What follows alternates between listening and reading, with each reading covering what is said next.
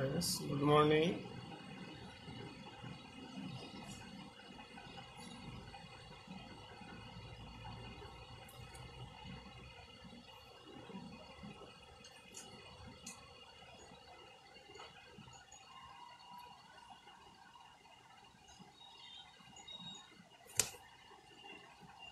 আমরা গতদিন ইনসিশন নিয়ে আলোচনা করেছিলাম।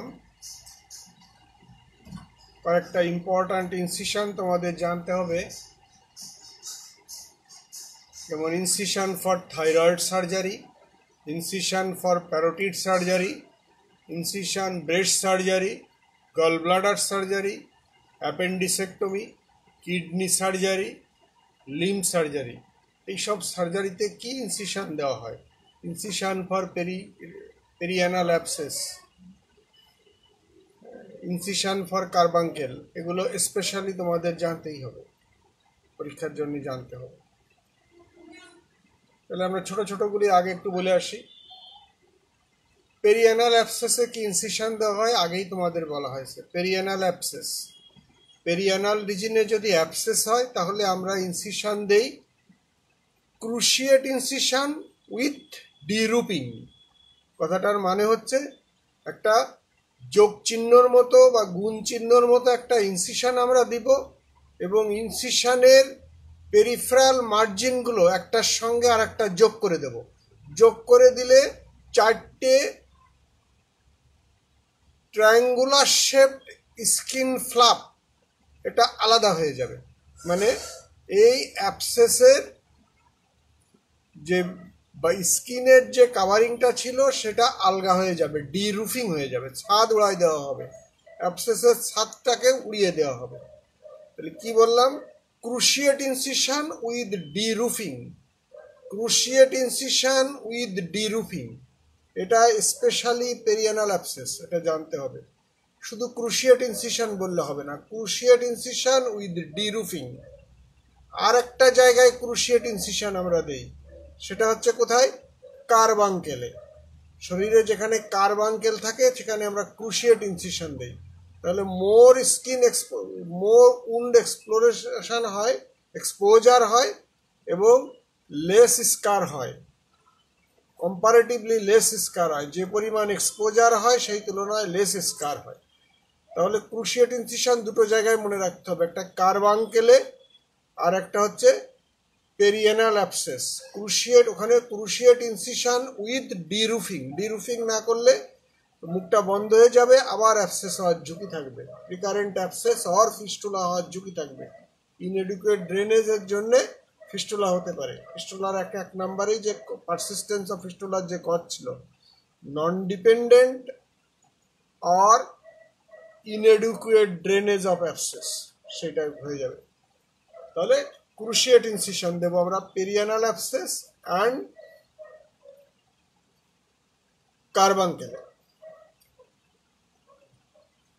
লিম্ব সার্জারির ক্ষেত্রে আমরা কি ইনসিশন দেই? হাতে বা পায়ে যদি অপারেশন করি তাহলে আমরা অলওয়েজ লঙ্গিটিউডনাল ইনসিশন দেই। যে কোনো লিশন থাকলে, সে ফ্র্যাকচারই হোক, লাইপোমা হোক, হেমানজিওমা হোক, আমরা একটা লিম্বের লং অ্যাক্সিস বরাবর ইনসিশন দেই। এলে সুবিধাটা কি? লিম্বের সমস্ত নিউরোভাস্কুলার অ্যারেঞ্জমেন্ট, নার্ভ এবং ভেসেলের বা টেন্ডনের অ্যারেঞ্জমেন্টগুলো লঙ্গিটিউডনালি থাকে। সুতরাং আমরা লঙ্গিটিউডনাল ইনসিশন যদি দেই তাহলে minimal chance of other structure, neurovascular structure injury হবে। যেহেতু লঙ্গিটিউডনালি আসে, লঙ্গিটিউডনালি যদি আমরা ইনসিশন দেই তাহলে নিউরোভাস্কুলার বান্ডিল ইনজুরি হওয়ার ঝুঁকি কম থাকবে। আর একটা হচ্ছে ইচ্ছে মতো আমরা এক্সটেনশন করতে পারবো, উপরের দিকে নিচের দিকে এক্সটেনশন করতে পারবো। কিন্তু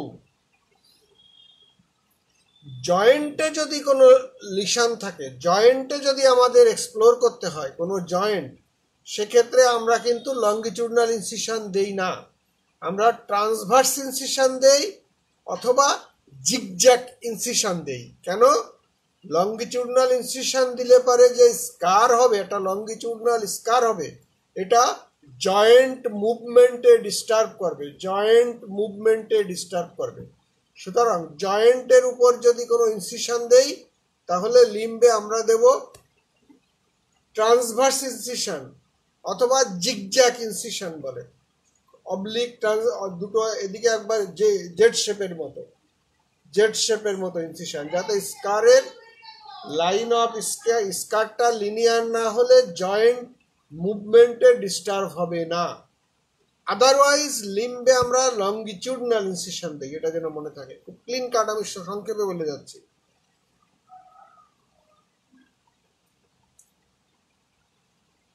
লিম্বের কথা বললাম। এবার আমরা স্ক্রোটামে যদি কোনো লিশন থাকে, যেমন স্ক্রোটামের লিশন বলতে আমরা বোঝাচ্ছি যে যদি আমরা আনডিসেন্ডেন্ট টেস্টিস অপারেশন করি, হাইড্রোসিল অপারেশন করি, তাহলে স্ক্রোটামে আমাদের কি ইনসিশন দিতে হবে? স্ক্রোটামে আইডিয়ালি স্ক্রোটামে যে ইনসিশন দেওয়া হয়, কমনলি সার্জনরা যেটা দেয় বা তোমরা যেটা দেখে থাকো, এটা রং ইনসিশন। কেন?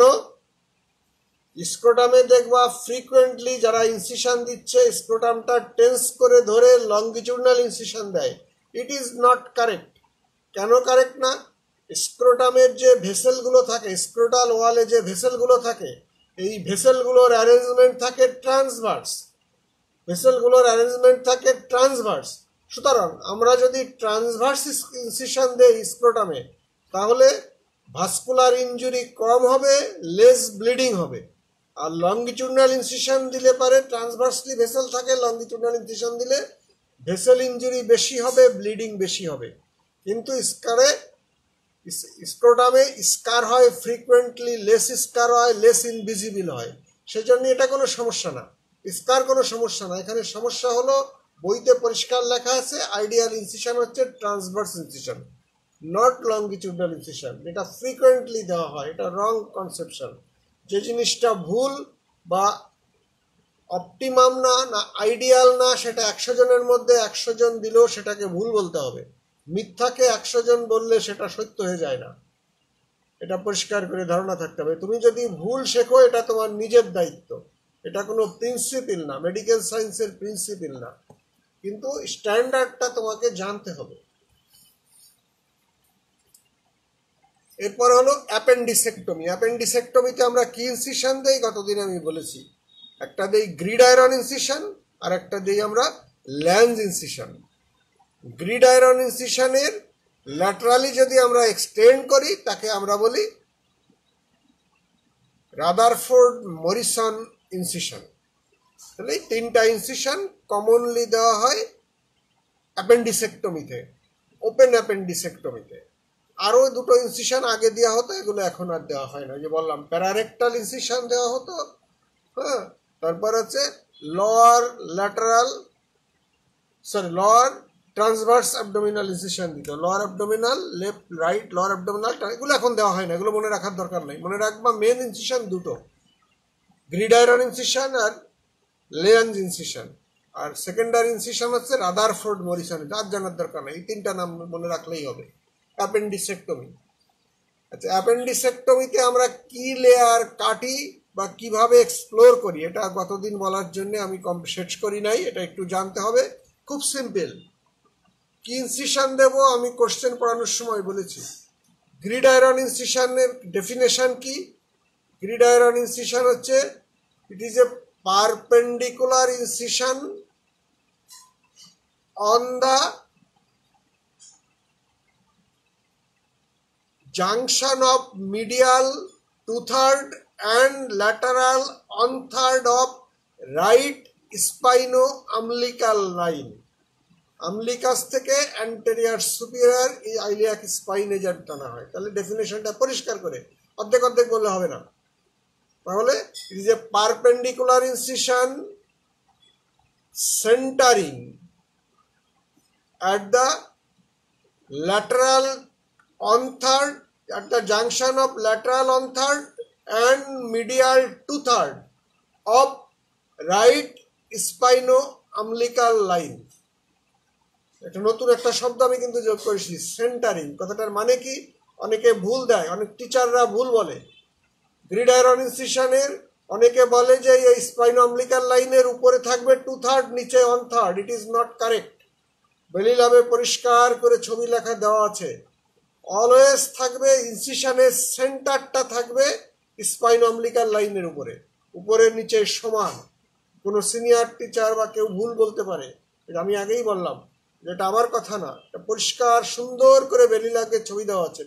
বেলি লাভে দেখে নিবা, একবার চোখে দেখে নিবা, কখনো ভুল হবে না। তাহলে এটা আবার বলি, ইট is a perpendicular incision centering at the junction of medial 2/3 and lateral 1/3 of right spino-umbilical line। কোনো শব্দ বাদ দেওয়া যাবে না, তাহলে ইনকমপ্লিট হয়ে যাবে, কোশ্চেন আসবে। এবার অনেকে আবার বলে যে ইট ইজ এই 2 to 3 সেন্টিমিটার ইনসিশন, লেন্থের ইনসিশন। এটা বলা ভুল।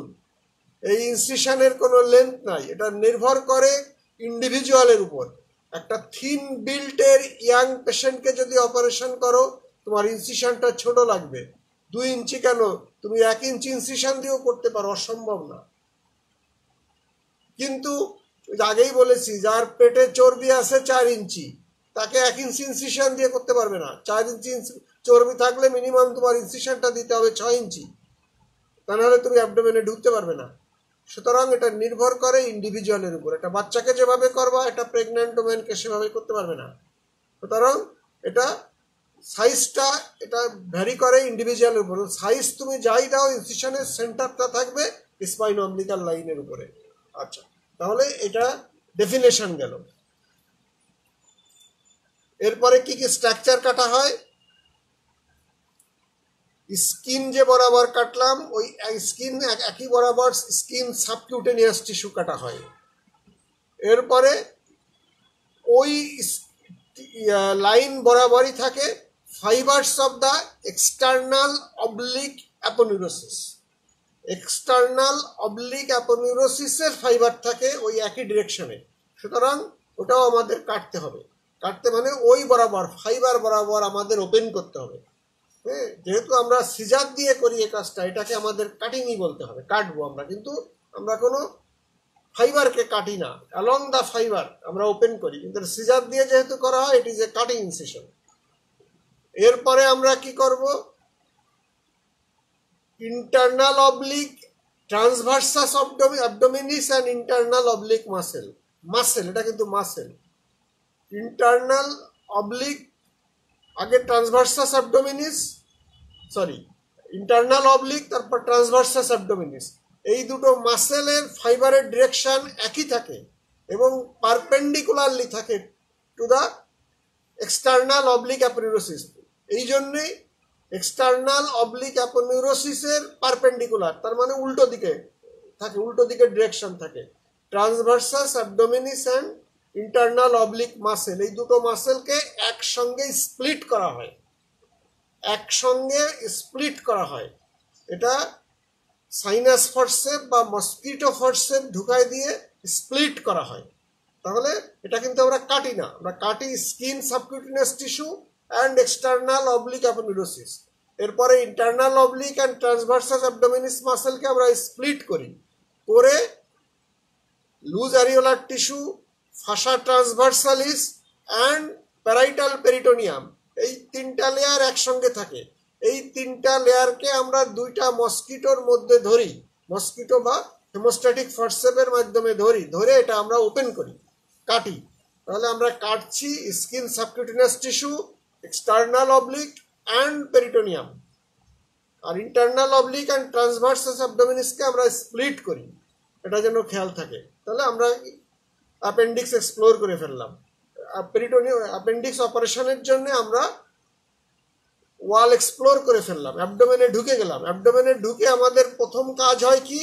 প্রথম কাজ হচ্ছে আমাদের সিকামকে আইডেন্টিফাই করা। সিকামকে আইডেন্টিফাই করি আমরা কিভাবে? আমরা কি টিনিয়া কোলাই, অ্যাসেন্ডিং কোলনের টিনিয়া কোলাইগুলো যেখানে কনভার্স করে বা যেখান থেকে শুরু হয়, সেখানে আমরা সেই টিনিয়া কোলাই দেখে আমরা অ্যাসেন্ডিং কোলন অ্যান্ড সিকামকে আমরা আইডেন্টিফাই করি। টিনিয়া কোলাই, এই সিকাম যখন আমরা আইডেন্টিফাই করব, টিনিয়া কোলাইগুলো যেখানে কনভার্স করছে ওইখানেই অ্যাপেন্ডিক্স থাকবে। টিনিয়া কোলাই তিনটা টিনিয়া কোলাই তিন ধরনের, তিনটা অ্যারেঞ্জমেন্ট থাকে। ওই তিনটা টিনিয়া কোলাই যেখানে যে একসঙ্গে মিশে গেছে সেখানেই অ্যাপেন্ডিক্স থাকে। কখনোই অ্যাপেন্ডিক্সকে সরাসরি ধরা যাবে না। সিকামকে ধরে ইভিসেরেশন করতে হবে, অ্যাবডোমেনের বাইরে আনতে হবে এবং অ্যাপেন্ডিক্স অটোমেটিক্যালি বেরোয় যাবে। কারণ অ্যাপেন্ডিক্সের বেস থাকে সিকাম এবং আইলিয়ামের জাংশন। সিকাম এবং আইলিয়ামের জাংশনে যেখানে টিনিয়া কোলাইগুলো একসঙ্গে কনভার্স করছে, তাহলে সেখানে অ্যাপেন্ডিক্সকে আমরা আইডেন্টিফাই করব। অ্যাপেন্ডিক্সকে আমরা আইসোলেট করব। আইডেন্টিফাই করার পর ওই জায়গায় অ্যাপেন্ডিক্সটাকে আলাদা করে আইসোলেট করব আমরা। এরপর মেজো অ্যাপেন্ডিক্সকে আমরা কি করব?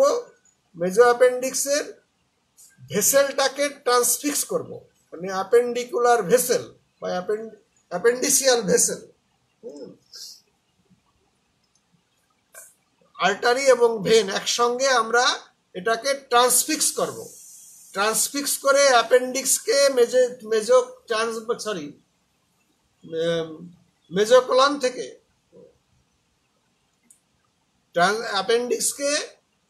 মেজোকলন থেকে আলাদা করব। এটার নাম বলে স্কেলেটিনাইজড, মানে হাড় বাইসে ফেলার মতো। অ্যাপেন্ডিক্সকে আমরা মেজো অ্যাপেন্ডিক্স থেকে আলাদা করে ফেলব। করে এবার অ্যাপেন্ডিক্সের বেজে আমরা এটাকে কি করব? অ্যাপেন্ডিক্সকে লাইগেট করব। বেসটাকে আমরা লাইগেট করব, অ্যাপেন্ডিক্সের বেসটাকে লাইগেট করব অ্যান্ড দেন সেপারেট করব। কি কি বললাম? অ্যাপেন্ডিক্সে আমরা পেরিটোনিয়াল ক্যাভিটিতে ঢুকে সিকামকে আমরা আইডেন্টিফাই করব, ইভিসেরেট করব, অ্যাপেন্ডিক্সকে আইডেন্টিফাই করব, আইসোলেট করব, মেজো অ্যাপেন্ডিসিয়াল ভেসেলগুলিকে ট্রান্সফিক্স করব, অ্যাপেন্ডিক্সকে স্কেলেটিনাইজড করব, অ্যাপেন্ডিক্সের বেসটা বাঁধবো অ্যান্ড দেন অ্যাপেন্ডিক্সকে কেটে বের করে নিয়ে আসবো। This are step of appendicectomy. এবার ক্লোজারের মধ্যে আমরা পেরিটোনিয়াম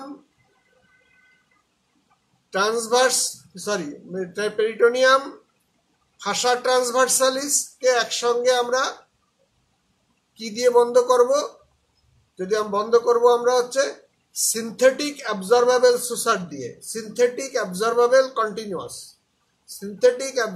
কন্টিনিউয়াস দিয়ে আমরা বন্ধ করব। কি দিয়ে? আমরা বলেছি যে ভিক্রিল দিয়ে আমরা ফ্রিকুয়েন্টলি করি, ভিক্রিল অ্যান্ড ডেক্সন দিয়ে এখন করি। এরপর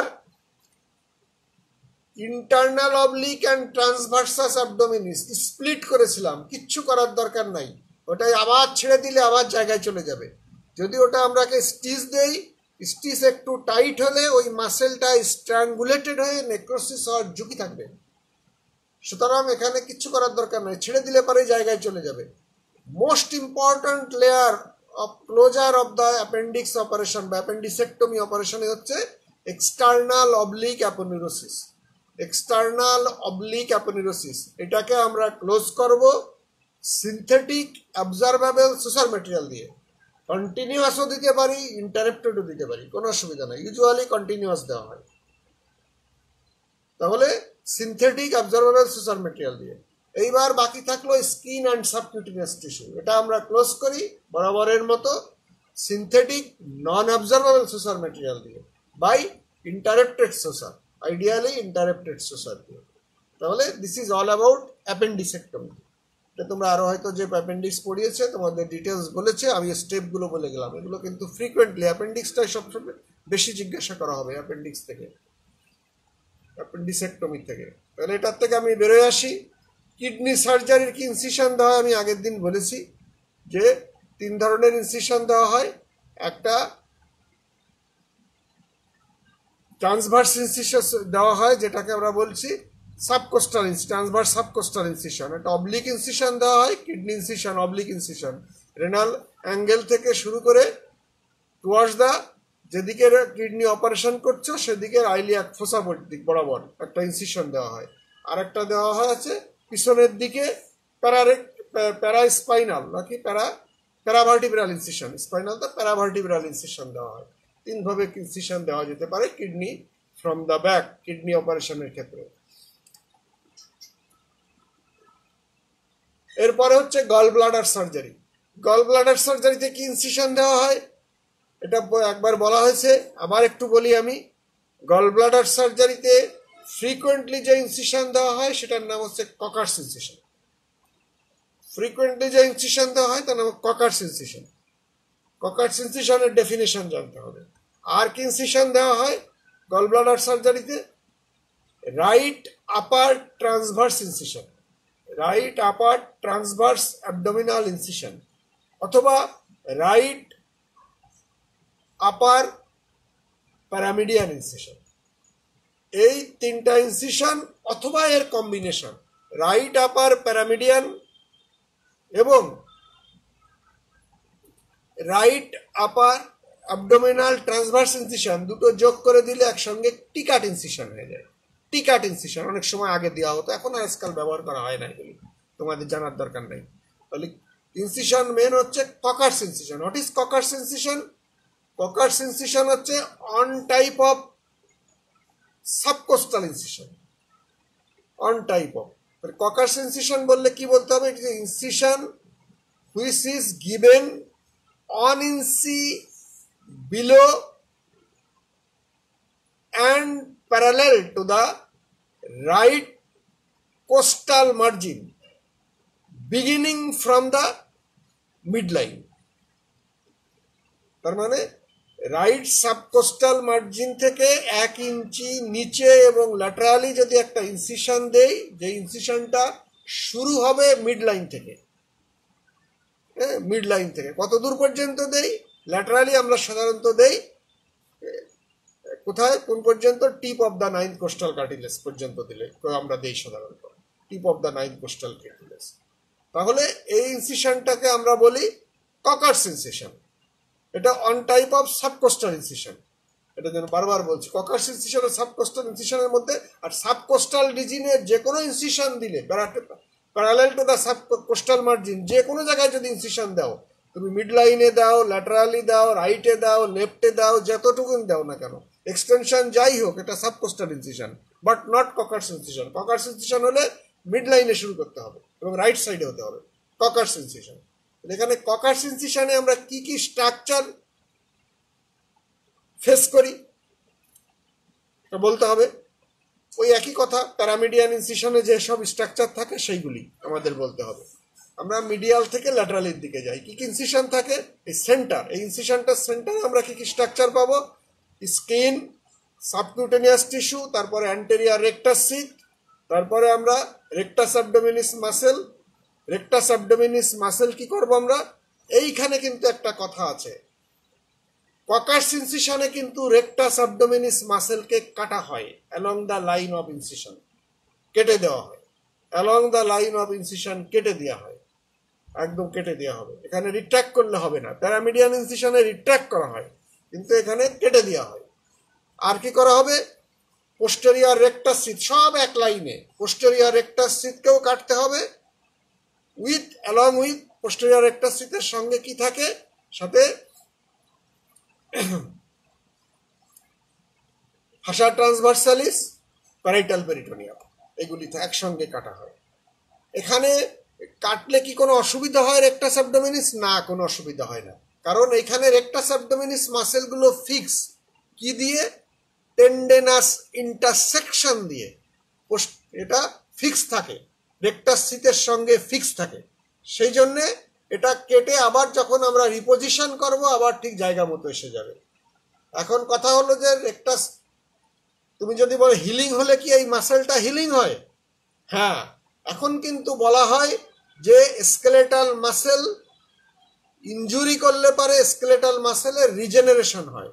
স্কেলেটাল মাসেল প্রপারে হয় না, স্কেলেটাল মাসেলের সিটে, স্কেলেটাল মাসেলের সিটে এখানে মেজেনকাইমাল সেল থাকে, যে মেজেনকাইমাল সেল থাকে সেগুলি মাসেল রিজেনারেট বা রিইউনিয়নে হেল্প করে।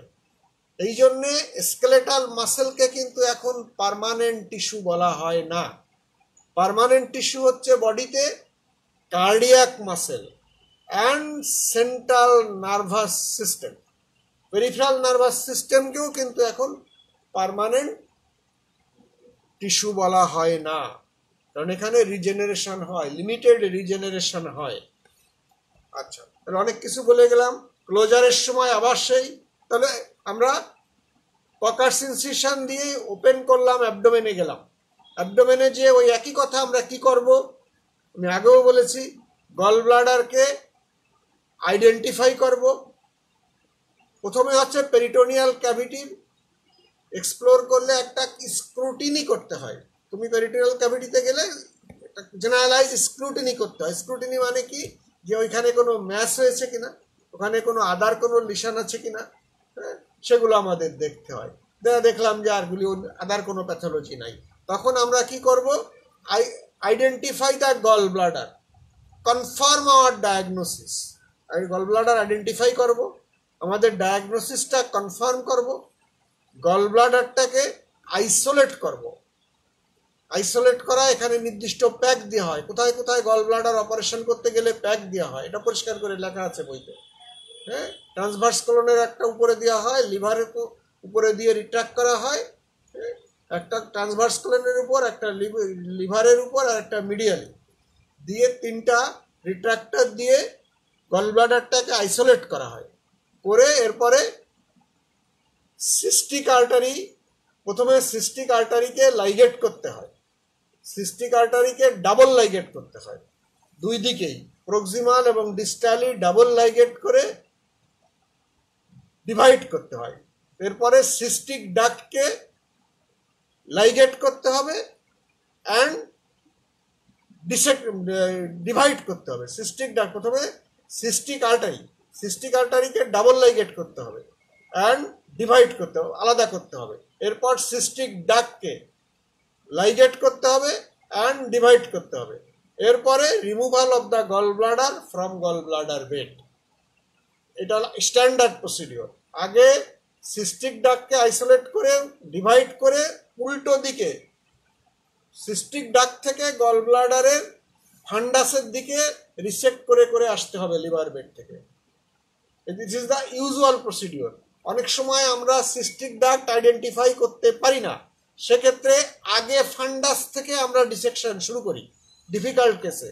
ইট is not standard practice, it is alternative practice. আগে ফান্ডাসকে আমরা ফান্ডাস থেকে ডিসেক্ট করতে করতে সিস্টিক ডাক্টের দিকে যাই। এই অপারেশন তখন বলে, অপারেশনের প্রসিডিওর নাম fundus first cholecystectomy. This is alternative procedure, fundus first cholecystectomy. Ideally হচ্ছে আগে সিস্টিক ডাক্টকে আইডেন্টিফাই করতে হবে এবং সিস্টিক ডাক্টের দিক থেকে গল ব্লাডারের প্রক্সিমাল থেকে ডিস্টাল দিকে ডিসেক্ট করতে করতে আসতে হবে। It's the standard practice. তাহলে আমরা গল ব্লাডার অপারেশন হয়ে গেল। হয়ে যাওয়ার পর আমরা ক্লোজ করব কিভাবে? একটা এখানে এক্সট্রা প্রসিডিওর আছে যে ডিসেক্ট করার পর হেমোস্ট্যাসিসটা এনশিওর করতে হয়, গল ব্লাডার ব্লেড থেকে কোনো ব্লিডিং হয় কিনা হেমোস্ট্যাসিসটা এনশিওর করতে হয়। সব অপারেশনেই হেমোস্ট্যাসিস এনশিওর করতে হয়। এরপরে ক্লোজ যখন করব আমরা, ইনার লেয়ারের মধ্যে থাকছে peritoneum, fascia transversalis, posterior rectal sheath. এটাকে আমরা ক্লোজ করব সিনথেটিক অ্যাবজর্বেবল সুসার ম্যাটেরিয়াল দিয়ে, কন্টিনিউয়াস সুসার দেব উইথ রাউন্ড বডি নিডল। এরপরে অ্যান্টেরিয়র রেকটাস সিথ একইভাবে continuous suture with round body needle with synthetic absorbable suture material. Rectus abdominis muscle কিচ্ছু করতে হবে না, anterior rectus sheath posterior rectus sheath বন্ধ করলেই রেকটাস অ্যাবডোমিনিস মাসেল অ্যাপোজিশন হয়ে যাবে, কারণ এটা টেন্ডেনাস ইন্টারসেকশন দিয়ে ফিক্স আছে, এটা রিট্র্যাক্ট করে দূরে চলে যাবে না।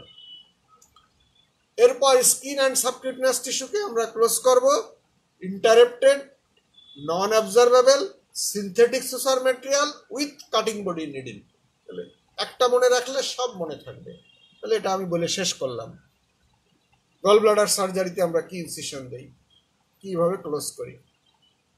ব্রেস্ট সার্জারি, ব্রেস্ট সার্জারিতে আমরা কি ইনসিশন দেই আগেই বলেছি। ব্রেস্ট সার্জারিতে হচ্ছে 3টা ইনসিশন ইউজুয়ালি দেওয়া হয়। সেটা কি কি? একটা হচ্ছে রেডিয়াল ইনসিশন, একটা হচ্ছে সার্কামেরিওলার বা পেরিয়ারিওলার, যেটা বলো না কেন তুমি। পেরিয়ারিওলার, অ্যারিওলার মার্জিন দিয়ে বা অ্যারিওলার প্যারালেলি একটা ইনসিশন দেওয়া হয় অ্যাকর্ডিং টু দ্য লিশন অনুযায়ী। সেটা হাফ হতে পারে, ফুল সার্কামফারেন্স হতে পারে, এটা নির্ভর করে লিশনের উপর। তাহলে একটা রেডিয়াল ইনসিশন, নট রেডিক্যাল, খেয়াল থাকে, রেডিয়াল, সাইকেলের স্পোকের মতো রেডিয়াল, মনে হবে যেন নিপিল থেকে আলোক রশ্মি ছিটকায় যাচ্ছে। Radial, radial, not radical. তোমরা রিটেনের খাতায় অনেকে রেডিক্যাল বলে লিখে বসে থাকো, বা কেউ শুনে যে লেখো একজনকে একজনের কাছ থেকে রেডিক্যাল লিখে বসে থাকো, এটা যেন খেয়াল থাকে। It is not radical, radial, radial, সাইকেলের স্পোকের মতো। আরেকটা হচ্ছে কি বললাম, পেরিয়ারিওলার ইনসিশন, অ্যারিওলার চারিদিকে, most cosmetic incision. This is the most cosmetic incision, but limited সার্জারিতে দেওয়া যায়। ইউজুয়ালি বিনাইন ব্রেস্ট লিশানে এটা দেওয়া যায়। বিনাইন অ্যাসেপ্টিক ব্রেস্ট লিশানে ইউজুয়ালি এটা দেওয়া হয়, অন্যান্য জায়গায় এটা দেওয়া হয় না। বিনাইন অ্যাসেপ্টিক ব্রেস্ট লিশান মানে হচ্ছে কি, যদি ফাইব্রোঅ্যাডিনোমা হয় অ্যারাউন্ড নেয়ার দ্য নিপেল বা নেয়ার দ্য অ্যারিওলা, অথবা একটা সিস্ট যদি হয় নেয়ার দ্য অ্যারিওলা, হ্যাঁ, তাহলে আমরা একটা সিস্টিক লিশান যদি হয় আমরা এই ধরনের ইনসিশন দেই। আরেকটা ইনসিশন ইম্পর্ট্যান্ট বলা হয় নাই, সেটা কি, ম্যাস্টেকটমিতে যে ইনসিশনটা দেওয়া হয় সেটা হচ্ছে আমাদের ইলিপ্টিক্যাল ইনসিশন। ইলিপ্টিক্যাল ইনসিশন কি হচ্ছে, দুটো কার্ভ ইনসিশন, ইলিপ্টিক্যাল ইনসিশন দেওয়া হয় একটা, ইলিপ্টিক্যাল ইনসিশন ব্রেস্ট সার্জারি। আরেকটা ইনসিশন ব্রেস্ট সার্জারিতে দেওয়া যায় অনেক সময়, সেটা হচ্ছে সাব মেমারি ইনসিশন। তার মানে ব্রেস্টের নিচের দিকে চেস্ট ওয়ালের সঙ্গে যে জাংশন থাকে, ব্রেস্টের মার্জিন লর আন্ডার সারফেস এবং চেস্ট ওয়ালের জাংশনে বরাবর একটা ইনসিশন দেওয়া যেতে পারে। যদি লিশনটা near the under surface of the breast হয় তাহলে ইট ইজ ইনভিজিবল স্কার তৈরি করে। একটা সুবিধা, ইনভিজিবল স্কার তৈরি করে। কোন ইনসিশনের গুরুত্ব কতটুকু, তাহলে আমরা সাবমেমারি ইনসিশন দেব হচ্ছে ইনভিজিবল স্কার তৈরি করে। পেরিয়ারিওলার ইনসিশনে একই কথা, এটাও ইনভিজিবল স্কার হয়। রেডিয়াল ইনসিশনের সুবিধাটা কি, রেডিয়াল ইনসিশনের সুবিধা হচ্ছে লেস ব্রেস্ট টিস্যু ইনজুরি হয়। কথাটার মানে কি, ব্রেস্টের গ্ল্যান্ডুলার অ্যারেঞ্জমেন্ট থাকে রেডিয়াল, গ্ল্যান্ডুলার অ্যারেঞ্জমেন্টগুলো থাকে রেডিয়াল। এখানে যদি আমরা গ্ল্যান্ডের লং অ্যাক্সিস বরাবর ইনসিশন দেই মানে কোনো গ্ল্যান্ডের ডাক কাটা যাবে না, সুতরাং কোনো গ্ল্যান্ডের ড্রেনেজে কোনো ডিস্টার্ব হবে না। আর আমরা যদি ওখানে ট্রান্সভার্স ইনসিশন দিতাম বা গ্ল্যান্ডের পারপেন্ডিকুলার একটা ইনসিশন দিতাম, তাহলে গ্ল্যান্ডের ডাকটা কেটে গেলে ওই ব্রেস্ট গ্ল্যান্ডের ওই পার্টটা দিয়ে ড্রেনেজ হবে না, ওখানে ব্রেস্ট অ্যাকুমুলেশন হয়ে বিভিন্ন ধরনের ল্যাকটিফেরাস সিস্ট তৈরি করতে পারে, ল্যাকটিফেরাস সিস্ট তৈরি করতে পারে। সুতরাং রেডিয়াল ইনসিশন হলে পারে ব্রেস্টের গ্ল্যান্ডুলার টিস্যু ড্যামেজ হওয়ার ঝুঁকি মিনিমাম বা হবে না। এটা হলো রেডিয়াল ইনসিশনের সুবিধা, আর কোনো সুবিধা নাই রেডিয়াল ইনসিশনের। তাহলে 4টা ইনসিশন আলটিমেটলি আমরা নাম বললাম। আর ইলেপটিক্যাল ইনসিশন করলে, ইলেপটিক্যাল ইনসিশনটা দেওয়া হয় হচ্ছে শুধু ম্যাস্টেকটমিতে, ম্যাস্টেকটমি অপারেশন। এবং সেখানে রুলটা হচ্ছে যে ইলেপটিক্যাল ইনসিশন দেওয়া মানে হচ্ছে যে ইলেপটিক্যাল যে ইনসিশনটা আমরা দিলাম এর মাঝখানের যে টিস্যুগুলি আছে সেগুলো একসঙ্গে ফেলে দেওয়া হবে লিশানের সঙ্গে। এই ইলেপটিক্যাল ইনসিশন আমরা আর কোথায় কোথায় দেই, ইলেপটিক্যাল ইনসিশন দেই আমরা ব্রেস্ট সার্জারিতে দেই, আর কোনো ডিসচার্জিং সাইনাস বা ফিস্টুলা যদি বডিতে থাকে তার অপারেশন করতে হয়।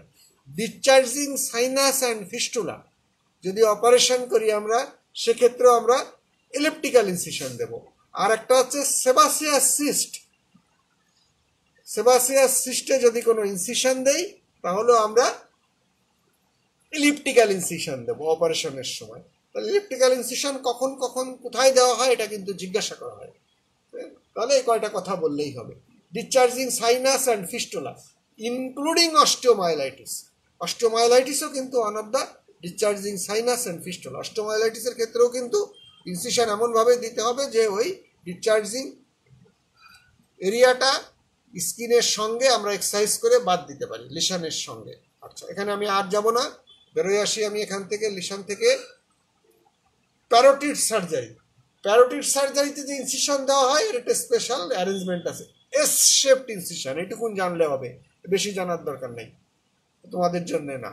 এস শেপড ইনসিশন দেওয়া হয়। এস শেপড ইনসিশন দেওয়ার উদ্দেশ্য কি?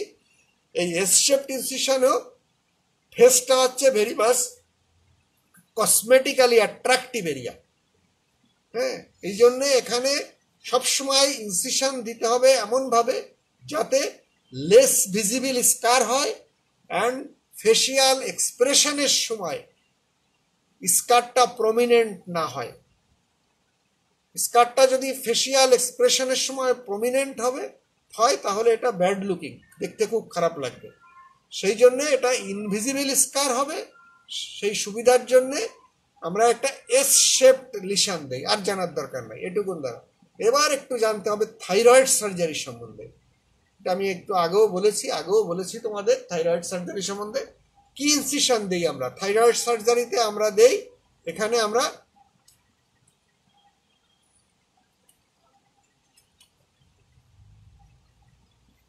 কলার ইনসিশন দেই। Collar incision, it is also a Kocher's incision. এই ককার্স, থিওডোর ককার, একে বলা হয় হচ্ছে ফাদার অফ থাইরয়েড সার্জারি। থাইরয়েড সার্জারির জনক বলা হয় থিওডোর ককার। এর নামে অনেক কিছু আছে। থাইরয়েড কেন, থাইরয়েডের বাইরেও অনেক কিছু আছে, অনেক যন্ত্রপাতি আছে। এবং ইনি হলো সার্জারিতে ইতিহাসে প্রথম নোবেল পুরস্কার পান, থিওডোর ককার। এইটুকুন জেনে অনেকে সিনিয়র টিচাররা অনেক সময় একটু টোকা দেয়, জানো কি না এটার সম্বন্ধে। ইনি সার্জারিতে ইতিহাসের প্রথম নোবেল পুরস্কার পান উনি, এবং ওনাকে বলা হয় ফাদার অফ থাইরয়েড সার্জারি। তাহলে যে ইনসিশনটা কলার ইনসিশন আমরা দিই, কি ইনসিশনটা কিভাবে অ্যারেঞ্জ করা হয়? থাইরয়েড সার্জারির ইনসিশন এবং থাইরয়েডের পেশেন্টের পজিশন সম্বন্ধে অনেক কিছু জিজ্ঞাসা করা হবে, সার্জারি সম্বন্ধে বেশি না কিছু না। এখানে সার্জিক্যাল অ্যানাটমি সম্বন্ধে তোমাদের জানতে হবে একটু। এটা সার্জারিতে জানতে হবে, প্লাস ইএনটিতে অনেক সময় জানতে চাই। ইএনটিতে এত বেশি যে ওরা সার্জিক্যাল পার্ট বেশি জানতে চায়, আমরা এখানে প্রিন্সিপাল বেশি জানতে চাই থাইরয়েড সার্জারিতে। কলার ইনসিশন কিভাবে আমরা দেই? এটা হচ্ছে 1 ইঞ্চি অ্যাবাভ দ্য সুপ্রাস্টার্নাল নস। সুপ্রাস্টার্নাল নস থেকে 1 ইঞ্চি অ্যাবাভ। এটি যে স্কিন ক্রিজ ইনসিশন, কারণ এখানে কিন্তু এটা ট্রান্সভার্স লঙ্গিটিউডনাল এসব কিছু না, এটা বিশেষ যে কার্ভ ইনসিশন, কলারের মতো কার্ভ ইনসিশন, এবং এটা along the skin margin.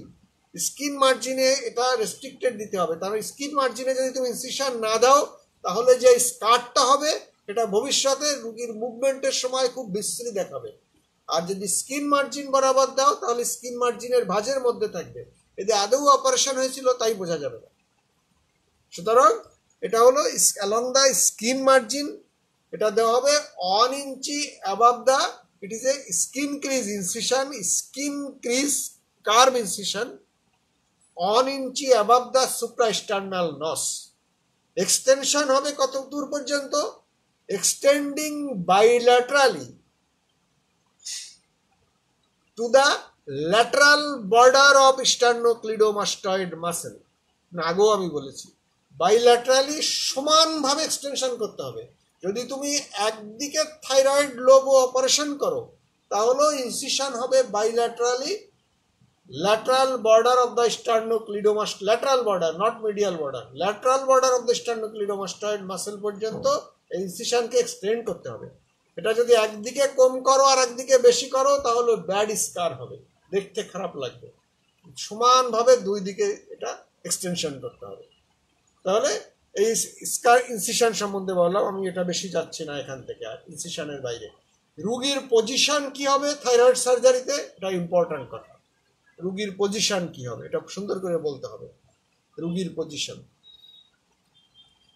Position হবে সুপাইন পজিশনে রুগী থাকবে, নেক হচ্ছে স্লাইটলি এক্সটেন্ডেড হবে, slightly hyper extended, not extended, ভুল বলছি আমি, হাইপার এক্সটেন্ডেড, ওভার এক্সটেন্ডেড হবে, স্লাইটলি ওভার এক্সটেন্ডেড, এক্সট্রিমলি হবে না। আমরা ইসে যেমন অপারেশনের সময় করি, টনসিল অপারেশনের সময় এক্সটেন্ড করি, এটা করার দরকার নেই, তাহলে নেকের স্পাইনে ইনজুরি হতে পারে। স্লাইটলি হাইপার এক্সটেন্ডেড হবে। এটাকে আমাদের স্টাবেল করতে হবে কিভাবে, এই এক্সটেন্ডেড পজিশন, নেক্সটের এক্সটেন্ডেড পজিশনকে আমাদের স্টাবেল করতে হবে বিটুইন দ্য স্ক্যাপুলা, আমাদের একটা স্যান্ড ব্যাগ দিতে হবে, between the scapula sand bag দিতে হবে, মাথার নিচে একটা বিড়া দিতে হবে মাথাকে ফিক্স করার জন্য, মাথা দোল না খায়, না ঘোরে, আর নেকের নিচে পোস্টেরিয়রলি সাপোর্ট দিতে হবে, জাস্ট সিম্পল একটা সাপোর্ট, নেকটা উঁচু হয়ে আছে, এখানে একটা সাপোর্ট, রোল মপ দিয়ে দিলেই হবে, সাপোর্ট দিতে হবে, এর বেশি কি। স্যান্ড ব্যাগ দিতে হবে বিটুইন দ্য স্ক্যাপুলা, মাথার নিচে বিড়া দিতে হবে, আর নেকের নিচে সাপোর্ট দিতে হবে। এটা হলো আমরা স্লাইটলি হাইপার এক্সটেন্ডেড নেক পজিশন ঠিক করলাম। আরো কতগুলো জিনিস আছে। হাতটা কিভাবে থাকবে, হাতটা সাইড অফ দি বডির সাইডে থাকবে হাতটা।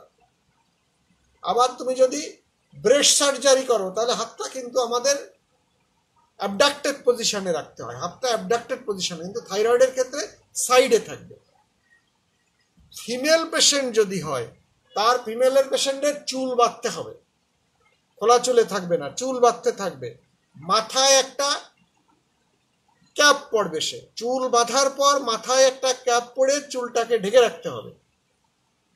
আর ওটির গাউন যে পরানো হয় মেল ফিমেল দুজনকেই, ওটির গাউনটা যে পরানো হয়, সেই ওটির গাউনটা নর্মালি আমাদের ওটির গাউনের কি থাকে, পিছন দিকে ফিতা থাকে, খোলা থাকে পিছন দিকে, কিন্তু এটা উল্টো করে পড়াতে হবে। ব্রেস্ট সার্জারি এবং থাইরয়েড সার্জারি থেকে গাউনটাকে উল্টো করে পড়াতে হবে। কেন?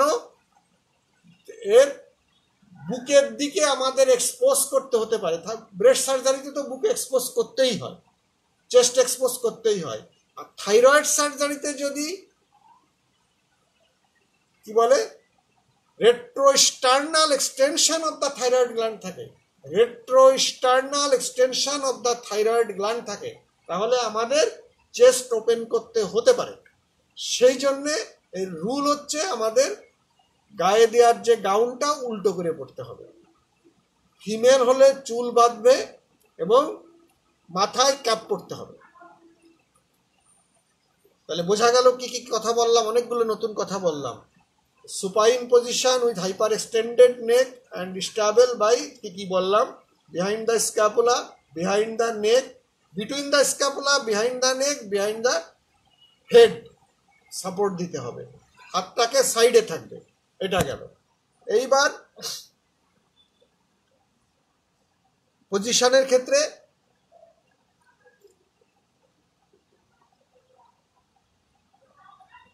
আচ্ছা, পেশেন্টের পজিশন হলো, আর কিছু বাদ দিয়ে গেলাম মনে হয় না।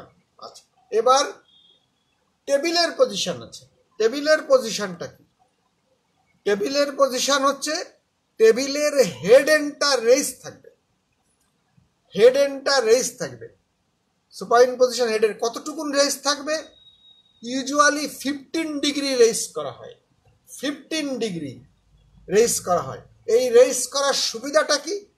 এই 15 ডিগ্রি রেইজ করলে ভেনাস কনজেশন কম হবে এবং থাইরয়েড সার্জারির ক্ষেত্রে ব্লিডিং কম হবে। 15 ডিগ্রি রেইজ করা হয়। এবার কোশ্চেন আসতে পারে, হেড এন্ড রেইজ করে আর কি কি অপারেশন করা হয়? এই কথা যখন তুমি বলবা, হেড এন্ড রেইজ করে আর কি কি অপারেশন করা হয়? হেড এন্ড রেইজ করে কয়টা অপারেশনের নাম বলো। একটা হচ্ছে থাইরয়েড সার্জারি, আমরা সার্জিক্যাল অপারেশনের কথা জানতে চাবো। থাইরয়েড সার্জারির ক্ষেত্রে যে বললাম হেড এন্ড রেস করে করা হয়। আর কি অল ব্রেন সার্জারি, মানে নিউরোসার্জারির ক্ষেত্রে, নিউরোসার্জারির কোনো অপারেশন আছে রুগীকে বসে করা হয়, রুগী বসে থাকে। কেন? সেক্ষেত্রে সুবিধাটা কি? রুগীর হেড এন্ড রেস করে যদি না করো নিউরোসার্জারির ক্ষেত্রে, তাহলে ব্রেনের অপারেশনের ক্ষেত্রে অপারেশনের পর যে ইডিমা হবে, তুমি ক্রেনিওটমি করলে সেটা আর বন্ধ করতে পারবে না। সুতরাং to reduce the brain oedema reduce করার জন্যে পেশেন্টকে হেড এন্ড রেস, ইভেন অনেক সময় সেক্ষেত্রে অনেক রেস করা হয়, অনেক সময় বসে অপারেশনও করা হয়। ব্রেনের কতগুলো জিনিস আছে, রুগী বসে অপারেশন করা হয়, রুগীকে রুগীর সাথে কথা বলা হয়। হ্যাঁ, এটা পার্ট অফ অপারেশনে, অনেক অপারেশনে কথা বলা হয়, শোনা হয়। হ্যাঁ, যে রুগীর রেসপন্স জানা হয়। হ্যাঁ, রুগীর ল্যাটারালাইজিং সাইন আছে কিনা সেটা বোঝা হয়। সেজন্য কতগুলো মজার জিনিস আছে, এত জানার দরকার নাই। তোমরা হেড এন্ডটা রেস করে করা হয়, দুটো অপারেশন। একটা তোমরা পট করে বলো টনসিল অপারেশন। টনসিল অপারেশনে কিন্তু হেড এন্ড রেস করা হয় না। টনসিলের একটা স্পেশাল পজিশন আছে, হাইপার এক্সটেন্ডিং নেক করে স্পেশাল ইনস্ট্রুমেন্ট দিয়ে এটা মেনটেন করা হয়। অপারেশনের টেবিলকে কিন্তু এই রেস করা হয় না, পেশেন্টের স্পেশাল পজিশন করা হয়, কিন্তু টেবিল কিন্তু রেস করা হয় না। কিন্তু এখানে টেবিল রেস করতে হবে, হেড এন্ডটাকে রেস করতে হবে। তাহলে যেটাকে আমরা বলছি হেড এন্ডটা রেস করা মানে হচ্ছে টেন্ডেলেনবার্গ পজিশন। আচ্ছা, তাহলে এটা আমার মনে থাকে থাইরয়েড সার্জারির ক্ষেত্রে। তাহলে এই দুটো জিনিসে আমি আলাদা করে তোমাদের একটু বললাম যে কেন আমরা ইনসিশন কিভাবে দেই, কেন দেই, এবং এর সঙ্গে পেশেন্টের পজিশনটা। আমি এটা নিয়ে এখন আলোচনা করবো না, থাইরয়েড সার্জারি যদি আমি পড়াই তখন আরো ডিটেলস আলোচনা করব। আচ্ছা, এবার ইনসিশনের ক্ষেত্রে মোটামুটি আমরা বলে ফেলেছি, কার্বাঙ্কেলের কথাও আগেই বলে ফেলেছি। এই কয়টা ইনসিশনই ফ্রিকুয়েন্টলি ঘুরে ফিরে জিজ্ঞাসা করা হয় বিভিন্ন সময়ে। আচ্ছা, ল্যান্স ইনসিশন, চারটা জিনিস বোধহয় ভুলে গেছি আমি। ল্যান্স ইনসিশন, অ্যাপেন্ডিসেক্টমিতে ল্যান্স ইনসিশন কিভাবে দেওয়া হয়, এটাও বেলি ল্যাবের ছবিটা দেখে নিও। এখানে কিন্তু ল্যাটারাল ভার্টিক্যাল লাইন আমরা কিভাবে টানি? ল্যাটারাল ভার্টিক্যাল লাইন অ্যাবডোমেনে, সেটা হচ্ছে ইট is A line joining the mid clavicular point and midpoint of the inguinal ligament, midpoint of the inguinal ligament এবং মিড ক্লাভিকুলার পয়েন্ট বরাবর যদি আমরা একটা লাইন টানি, ইমাজিনারি লাইন টানি, সেই লাইনের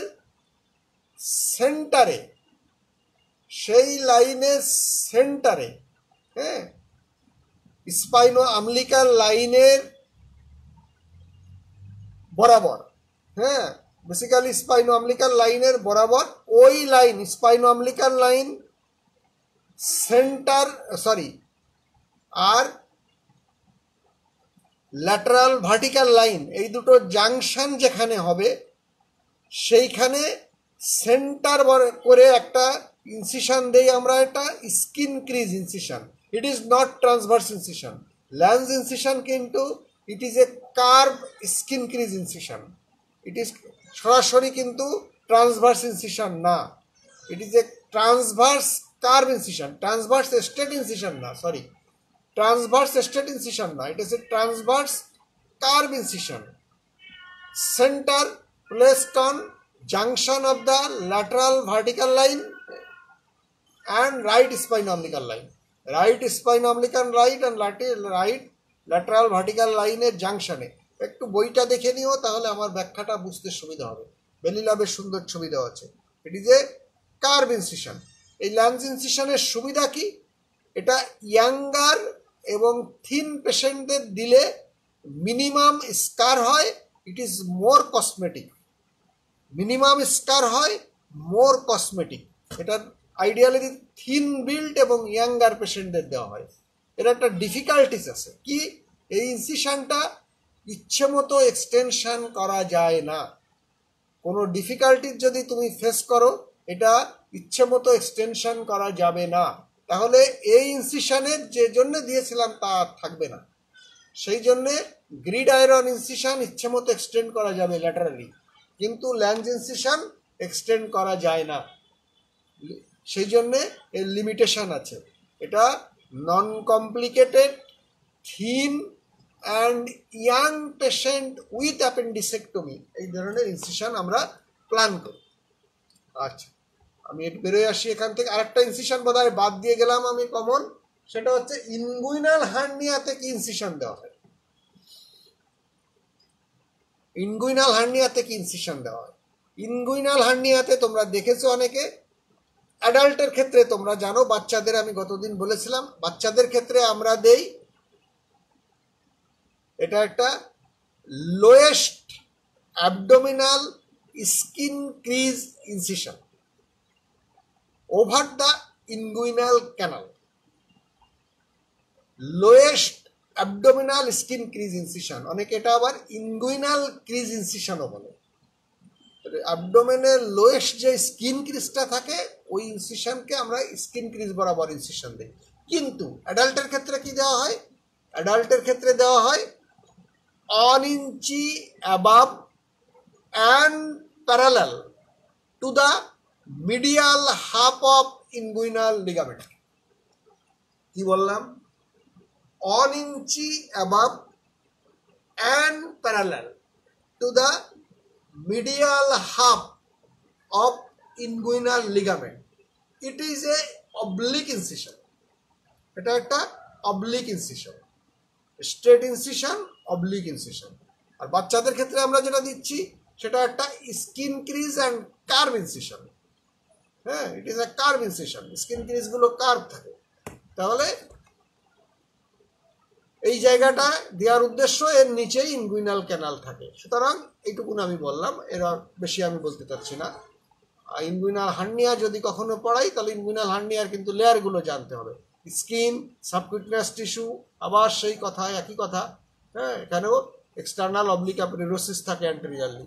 আচ্ছা, এটা আমি হঠাৎ করে বলতে গেলে কনফিউশন হবে, আমি এটা নিয়ে আলোচনা করছি না, জাস্ট ইনসিশনটা বললাম। তাহলে আমি যে ইনসিশনগুলোর কথা বললাম মোটামুটি this is all about common surgical incision practising in surgery, যেটা তোমাদের জানতে হবে। আর একটা বাকি থেকে গেল কি? ল্যাপারোটমি, সরি ভুল বলছি আমি, ল্যাপারোস্কোপি। ল্যাপারোস্কোপিতে যে পোর্ট করা হয়, পোর্টগুলো সম্বন্ধে একটু বলে আমি শেষ করব। কয়টা পোর্ট করা হয়? ল্যাপারোস্কোপি মানে হচ্ছে ল্যাপারোস্কোপিক কোলিসিস্টেক্টমি। ল্যাপারোস্কোপিক কোলিসিস্টেক্টমি হচ্ছে gold standard for laparoscopic surgery. এখন অনেক অপারেশন করা হয়, it is not gold standard. এর বেনিফিট বা অ্যাডভান্টেজ ডিসঅ্যাডভান্টেজ নিয়ে বিভিন্ন জায়গায় বিভিন্ন বিতর্ক আছে। কিন্তু ল্যাপারোস্কোপিক কোলিসিস্টেক্টমির অ্যাডভান্টেজ নিয়ে কোনো বিতর্ক আর নাই। ওপেনও করতে হয়, কিন্তু ইট ইজ মোর অ্যাডভান্টেজিয়াস। তাহলে this is the gold standard. Laparoscopic সার্জারির ক্ষেত্রে ল্যাপারোস্কোপিক কোলিসিস্টেক্টমি হচ্ছে গোল্ড স্ট্যান্ডার্ড। এখানে কি করা হয়? 4টা পোর্ট করা হয়। এখানে কয়েকটা জিনিস তোমাকে জানতে হবে। 4টা পোর্ট করা হয়। সেই 4টা পোর্ট কোথায় কোথায় আমি আগেও বলেছি, আবার রিপিট করছি, কিছু নতুন কথাও এখানে আসবে, সেগুলো পরীক্ষার সময় জিজ্ঞাসা করা হবে, এটা বলে দিলাম। আর যদি দুর্ভাগ্যক্রমে আমি থাকি পরীক্ষার সময়, আমি এইগুলোই জিজ্ঞাসা করি, ঘুরে ফিরে এইগুলোই জিজ্ঞাসা করি যে তুমি আদৌ আসলে অপারেশন থিয়েটারে কখনো গেছো কিনা, বা মেডিকেল স্টুডেন্ট হিসাবে অপারেশন থিয়েটারে তুমি কিছু অবজার্ভ করছো কিনা। তুমি যদি সিনেমা হলে দেখার মতো ওটিতে যে দেখো সেটা এক জিনিস, আর মেডিকেল স্টুডেন্ট হিসাবে দেখা আলাদা জিনিস। মেডিকেল স্টুডেন্ট হিসাবে দেখলে তোমাকে জাস্টিফিকেশন জানতে হবে, খালি রঙিন ছবি দেখে আসলে হবে না। সেজন্যই এগুলো একটু জেনে রেখো। আমি কেন, অনেকেই জিজ্ঞাসা করে, আমি বললাম আমি যদি কখনো থাকি তাহলে এটা ঘুরে ফিরে আসবে। আমরা কথাগুলো হলো 4টা পোর্ট করি। ফার্স্ট হচ্ছে প্রথম পোর্টটা কোথায় করি। তারপরের কোশ্চেন হচ্ছে যে 4টা পোর্টের কোনটার ডায়ামিটার কত। আচ্ছা, প্রথমে ফার্স্ট কোশ্চেন 4টা পোর্ট করি। প্রথম পোর্টটা করি আমরা হচ্ছে আমলিকাল পোর্ট। এই আমলিকাল পোর্টটা কোথায় করা যায়? আমলিকাল পোর্টটা থ্রু দ্য আমলিকাস করা যায়, বিলো দ্য আমলিকাস করা যায়। থ্রু দ্য আমলিকাস আমরা করি না, করি না, আমরা করি দিই বিলো দ্য আমলিকাস। বিলো দ্য আমলিকাস কিভাবে করা যায়? দুইভাবে করা যায়।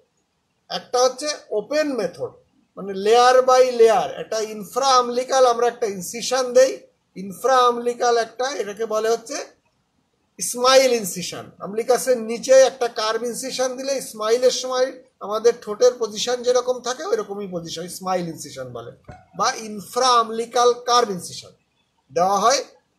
দিয়ে স্কিন সাবকিউটিনিয়াস টিস্যু কাটার পর বাকি স্ট্রাকচারকেও যদি আমরা একটা একটা করে লেয়ার বাই লেয়ার কেটে দেখে দেখে আমরা প্রোবটাকে ঢুকাই, ল্যাপারোস্কোপির প্রোবটাকে ঢুকাই, তাকে আমরা বলে ওপেন মেথড। কিন্তু আমরা এটা করি না, ইট ইজ টাইম কনজিউমিং। আমরা কিভাবে করি? স্কিন কাটি, সাবকিউটিনিয়াস টিস্যু, তারপরে আমরা থ্রাস্ট করি। থ্রাস্ট করলে পরে এটা ঢুকে যায়। থ্রাস্ট করলে, কিন্তু থ্রাস্টের একটা বিপদ হচ্ছে, কন্ট্রোল থ্রাস্ট যদি না করো, আনকন্ট্রোল থ্রাস্ট করলে এটা হঠাৎ করে ঢুকে গেলে ইন্টারনাল অর্গান ইনজুরি হওয়ার ঝুঁকি থাকে, বাট ল্যাপারোস্কোপি যে করে, অল ল্যাপারোস্কোপিক সার্জন আর স্পেশালিস্ট বা ট্রেন্ড, এগুলো হয় না। তাহলে আমরা এটাকে বলি ক্লোজ মেথড, ওপেন মেথড না। ক্লোজ মেথডে আমরা একটা 10 মিলিমিটার পোর্ট তৈরি করি, 10 মিলিমিটার পোর্ট তৈরি করি, এটা ক্লোজ মেথডে। আমলিকাল পোর্ট নাম হচ্ছে, ইনফ্রা আমলিকাল করলেও আমরা এটাকে বলি আমলিকাল পোর্ট। করে প্রথমে কি করা হয়? পোর্টটা করার পর আমরা সিথ ঢুকাই, সিথ ঢুকানোর পরে আমরা ক্যামেরা ঢুকাই, ক্যামেরা ঢুকায় আমরা টোটাল পেরিটোনিয়াল ক্যাভিটাকে আমরা স্ক্রুটিনি করি, দেখি, একটা অবজার্ভ করি, এবং একই সঙ্গে আমরা গ্যাস দিয়ে পেরিটোনিয়াল ক্যাভিটিকে ইনফ্লেট করি, গ্যাস দিয়ে। কোন gas? Carbon die oxide gas. পরে আসবো কেন, সব জিজ্ঞাসা করা হবে। তাহলে 10 মিলিমিটার পোর্ট করলাম আমরা, আমলিকাল পোর্ট থ্রু ক্লোজ মেথড। প্রথমে ক্যামেরা ঢুকালাম, স্ক্রুটিনাইজ করলাম পেরিটোনিয়াল ক্যাভিটি, এরপরে গ্যাস ঢুকালাম। গ্যাস ঢুকানোর পর অ্যাবডোমেন যখন ফুলে উঠবে, পেরিটোনিয়াল ক্যাভিটি যখন ফুলে উঠবে, তখন আমরা সেকেন্ড পোর্ট করব। সেকেন্ড পোর্ট কোথায় করব? হ্যাঁ, যেটা হচ্ছে এপিগ্যাস্ট্রিক রিজিনে, এটা মিড লাইনে। এপিগ্যাস্ট্রিক রিজিনে আমরা 10 মিলিমিটার আরেকটা পোর্ট করব। সেই পোর্ট দিয়ে আমরা 10 মিলিমিটার আলাদা একটা পোর্ট করব। সেই পোর্ট দিয়ে আমরা ইনস্ট্রুমেন্ট অপারেট করি। এখানেও তাই, এখানে তো আর আমাদের ক্লোজ মেথড হচ্ছে না, আমরা স্কিন সাবকিউটিনিয়াস টিস্যুকে কেটে ক্লোজ মেথডে করব, কিন্তু আমরা তো ক্যামেরা দিয়ে দেখতে পাচ্ছি কোথায় কি যাচ্ছে, এটার ঝুঁকি তেমন নাই। এটাও আমরা থ্রাস্ট করে ঢুকবো পেরিটোনিয়াল ক্যাভিটিতে, এবং উইথ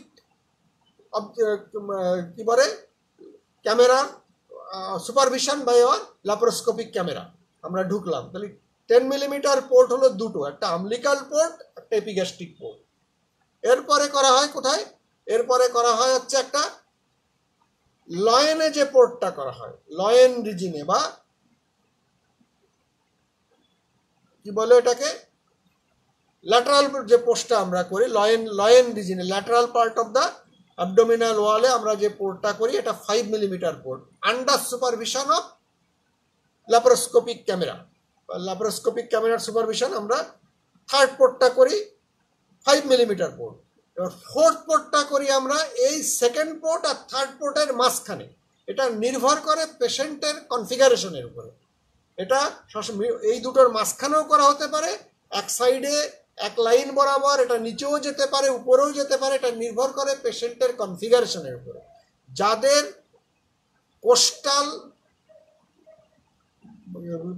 কোস্টাল মার্জিন যত ওয়াইড, তত অপারেশনের সুবিধা বেশি। আর যাদের কোস্টাল মার্জিন ক্লাউডিং, তার মানে যারা থিন বিল্ড, তাদের কোস্টাল মার্জিনগুলো ক্লাউডিং থাকে, সেক্ষেত্রে অ্যারেঞ্জমেন্টের একটু ডিফিকাল্টিস হয়, সেটা সুবিধা হয়। আর ওবেজ যারা, তাদের অ্যারেঞ্জমেন্টের ডিফিকাল্ট হয়। তার মানে ফোর্থ পোর্টটা করি আমরা সেকেন্ড পোর্ট আর থার্ড পোর্টের মাঝখানে। মোটামুটি তোমরা দেখছো, আমি জানি, ধরে নিচ্ছি। এইবার কথা হলো সার্জন কোথায় দাঁড়াবে। আর না, এর আগে কথা আছে, পোর্ট হয়ে গেল, তাহলে দুটো 5 মিলিমিটার পোর্ট, দুটো 10 মিলিমিটার পোর্ট। এবার পেশেন্টের পজিশন কি হবে, এখানে একটা কথা আছে, এটা আমি ইচ্ছে করে আগে বলি নাই, পরে যোগ করার জন্য। পেশেন্টের পজিশন কি হবে, সার্জনের পজিশন কি হবে, এটা জিজ্ঞাসা করা হবে ল্যাপারোস্কোপিতে। শুধুমাত্র ওই যে ল্যাপারোস্কোপির দিকে তাকায় তুমি বললে হবে না, এই অপারেশন দেখছো বললে হবে না। পেশেন্টের পজিশন, এখানে পেশেন্ট সুপাইন পজিশনে থাকবে, হেড এন্ডটা রেইজ থাকবে, পেশেন্টটা লেফট ল্যাটারালি টিল্টেড থাকবে, স্লাইড, এই পজিশনে থাকবে অপারেশনের সময়। সুবিধা কি, কোনটা সুবিধা কি, হেড এন্ডটা রেইজ হবে 20 to 30 ডিগ্রি রেইজ করতে হবে হেড এন্ডটা, বেডটাকে, আর লেফট ল্যাটারালি টিল্টেড থাকবে। তাহলে সুবিধাটা কি হবে, এই সুবিধা হলে পারে পেরিটোনিয়াল ক্যাভিটির মধ্যে যেসব ভিসেরা আছে মোবিলাইজ বা মুভেবল যেসব ভিসেরা আছে, যেমন ইন্টেস্টাইন, ওমেন্টাম, এগুলো গ্রাভিটির জন্যে ডিপেন্ডেন্ট পার্টে চলে আসবে। চলে আসলে আমাদের রাইট আপার অ্যাবডোমেনটা এমটি হয়ে যাবে এবং এখানে visualisation of the gall bladder এবং লিভার ইজিয়ার হবে। বোঝা গেল, এখানে হেড এন্ড রেইজ করার এবং লেফট ল্যাটারালি রেইজ করার সুবিধা হলো আমাদের গ্রাভিটিটাকে আমরা কাজে লাগাচ্ছি ফর এক্সপোজার। আর তাহলে এখানেও কিন্তু যদি বলা হয় যে হেড এন্ড রেইজ করে কি অপারেশন করা হয় আর কি অপারেশন করা হয়, এটাও তোমরা যোগ করবা। Thyroid surgery, neuro surgery and laparoscopic cholecystectomy. Laparoscopic surgery বললে হবে না, সব ল্যাপারোস্কোপিক সার্জারিতে তো করা হয় না। ল্যাপারোস্কোপিক কলিসিস্টেক্টমির সময় হেড এন্ড নেকটাকে রেইজ করা হয়। তাহলে দুটোর, তিনটার কিন্তু আলাদা। ল্যাপারোস্কোপিক কলিসিস্টেক্টমিতে এক কারণে রেইজ করা হচ্ছে, থাইরয়েড সার্জারিতে এক কারণে রেইজ করা হচ্ছে, নিউরো সার্জারিতে এক কারণে রেইজ করা হচ্ছে। তাহলে পেশেন্টের পজিশন গেল। সার্জনের পজিশন কি হবে, সার্জন মেন অপারেশন করে লেফট সাইডে দাঁড়ায়, রাইট সাইডে না, লেফট সাইডে দাঁড়ায়, এটা যেন খেয়াল থাকে। অপারেশন যখন শুরু হয় তখন সার্জন থাকে রাইট সাইডে, ওই যে অ্যামলিকাল পোর্ট যখন করা হয় তখন সার্জন থাকে রাইট সাইডে। পোর্ট করা হয়ে গেলে, যখন পোর্টগুলো করা হয়ে গেলে, বিশেষ করে অনেকে ডাইন পাশে দাঁড়াই সবগুলো পোর্ট করে, কোনো অসুবিধা নাই, কিন্তু ফার্স্ট পোর্ট করার সময় সার্জন সাধারণত ডান দিকে থাকে, সাধারণত, অনেকে লেফট সাইডে দাঁড়ায় করতে পারেন, আইডিয়ালি রাইট সাইডে থাকেন। এরপরে সার্জন পজিশন চেঞ্জ করে, অ্যাসিস্ট্যান্ট চলে আসে রাইট সাইডে।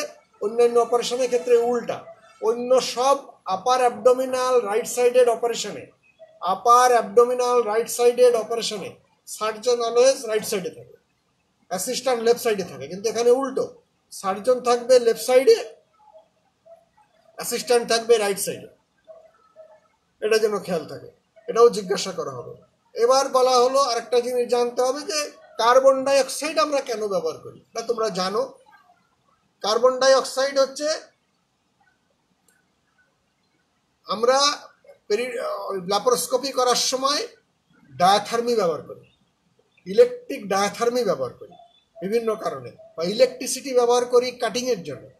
এই কাজের জন্য যদি আমরা অক্সিজেন ব্যবহার করতাম তাহলে আমাদের কি অসুবিধা হতো, অক্সিজেন ব্যবহার করলে পারে এখানে বাস্ট হওয়ার সম্ভাবনা, এক্সেস বার্ন হওয়ার ঝুঁকি অত্যন্ত বেশি, বাস্ট হয়ে যেতে পারে। তাহলে এটা ক্লোজড স্পেসে অক্সিজেনের মধ্যে যদি আমরা আগুন নিয়ে কাজ করি, ইলেকট্রিক ফায়ার নিয়ে কাজ করি, বা ইলেকট্রিসিটি নিয়ে কাজ করি, তাহলে এখানে বাস্ট হওয়া বা এক্সেস বার্ন হওয়ার ঝুঁকি অত্যন্ত বেশি।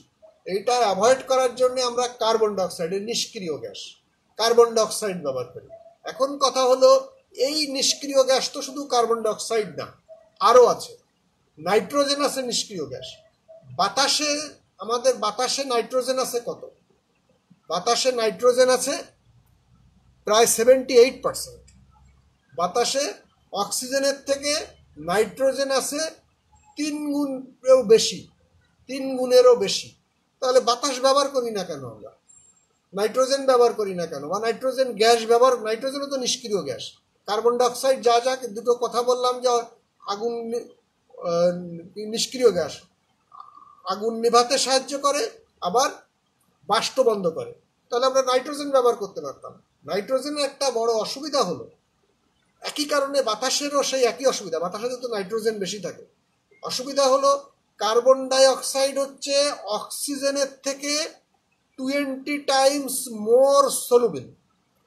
একদম পরিষ্কার করে গাইটন গ্যানংয়ে লেখা আছে, অক্সিজেন থেকে কার্বন ডাই অক্সাইড হচ্ছে 20 টাইমস মোর সলুবেল। সুতরাং কার্বন ডাই অক্সাইডটা দ্রুত অ্যাবজর্ব হয়ে যায় এবং এটার জন্যে নাইট্রোজেন যদি আমরা ব্যবহার করতাম, নাইট্রোজেন যদি ব্যবহার করি তাহলে আমাদের রক্তে নাইট্রোজেন এটা অ্যাবজর্ব হয় না, লেস অ্যাবজর্বেবল, এবং এটা কি করবে, আমাদের ওখানে বাবেল তৈরি করবে, ব্লাড ভেসেলের মধ্যে বাবেল তৈরি করে ইয়ার এম্বোলিজম হওয়ার ঝুঁকি থাকবে। যেমন হঠাৎ করে যে আমরা ডিপসি ডাইভারদের যেটা হয় সেটাকে আমরা বলি কেইশানস ডিজিজ, হঠাৎ করে বেশি পজিশন চেঞ্জ করার জন্য তাদের ইয়ার এম্বোলিজমের ঝুঁকি থাকবে। তাহলে নাইট্রোজেন যদি আমরা ব্যবহার করি, ব্লাডের মধ্যে গেলে এটা ইয়ার এম্বোলিজম হবে, আর সাবকিউটেনিয়াস টিস্যুর মধ্যে যদি ঢুকে যায় নাইট্রোজেন, আমাদের সার্জিক্যাল এমফাইসিমা হবে বা সাবকিউটেনিয়াস এমফাইসিমা হবে। ঠিক একই কারণে আমরা যদি বাতাস ব্যবহার করি, কার্বন ডাইঅক্সাইড না ব্যবহার করে ইয়ার ব্যবহার করি, তাহলেও আমাদের সাবকিউটেনিয়াস এমফাইসিমা এবং ইয়ার এম্বোলিজমের ঝুঁকি বেশি থাকবে। এই জন্যে আমরা কার্বন ডাইঅক্সাইড ব্যবহার করি। তাহলে আমি টেকনিক্যাল পার্ট যেটা বলার জরুরি এবং সাধারণত বলা হয় না, অন্যগুলো তোমরা জানো, ল্যাপারোস্কোপিক অপারেশনের সুবিধা কি অসুবিধা কি এটা জেনে রাখো।